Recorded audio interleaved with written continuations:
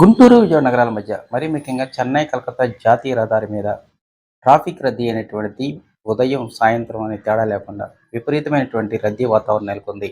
వాస్తవానికి ఇప్పటికే విజయవాడ పడమర బైపాస్ రోడ్ అందుబాటులోకి వచ్చినప్పటికీ మరీ ముఖ్యంగా మంగళగిరి, తాడేపల్లి నగర ప్రాంతంలో అమరావతి రాజధాని నిర్మాణ పనులు వేగం పుంజుకున్నటువంటి నేపథ్యంలోని భారీ యంత్రాలతో రాకపోకలు కొనసాగిస్తుండడంతోనే ఇక ఈ చెన్నై, కలకత్తా జాతీయ రహదారి మీద ట్రాఫిక్ విపరీతంగా పెరుగుతూ ఉంది. ఈ ట్రాఫిక్ రద్దీని తగ్గించడానికి మాత్రం హైవే అధికారులు ఒక కీలకమైనటువంటి నిర్ణయం తీసుకున్నారు.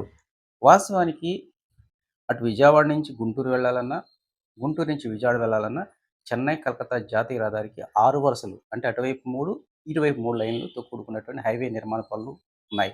అయితే గుంటూరు నుంచి విజయవాడ వైపు వెళ్ళేటువంటి 2 చోట్ల, ఒకటి గుంటూరు నగర శివారులోని తక్కెట్లపాడు వద్ద, అదేవిధంగా తాడేపల్లి మండలం కొల్లకొండ వద్ద ఉన్నటువంటి రైల్వే ఓవర్ బ్రిడ్జి కింద 2 వరుసలు మాత్రమే ఉన్నాయి.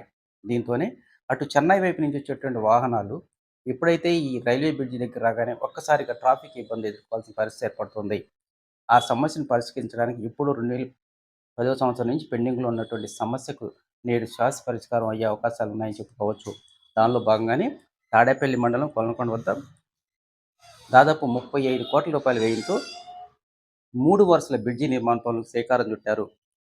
కొలనుకొండ వద్ద దాదాపు 1.3 కిలోమీటర్ల పొడవుతో ప్రస్తుతం ఉన్నటువంటి ఈ రైల్వే బ్రిడ్జికు పడమర వైపు నుంచి నిర్మాణ పనులు చేపట్టనున్నారు. దానిలో భాగంగా ఇప్పటికే రాష్ట్ర డీజీపీ ఆఫీస్ సమీపంలో హైవే నుంచి సర్వీస్ రోడ్ లోపలికి వెళ్ళడానికి అప్రోచ్ రోడ్ నిర్మాణ పనులు పూర్తి చేశారు. గుంటూరు నగర శివారులోని తెక్కెట్లపాడు, అదేవిధంగా తాడేపల్లి మండలం కొలనుకొండ వద్ద నిర్మాణం చేపట్టున్నటువంటి ఈ ప్రాజెక్టులు ఓ కొలిక్కి వచ్చినట్లయితే ఇక ఈ చెన్నై, కలకత్తా జాతీయ రహదారి మీద ట్రాఫిక్ కష్టాలు గట్టెక్కినట్టేనని ఈ ప్రాంత ప్రజానీకం ఆశాభావం వ్యక్తం చేస్తూ ఉన్నారు.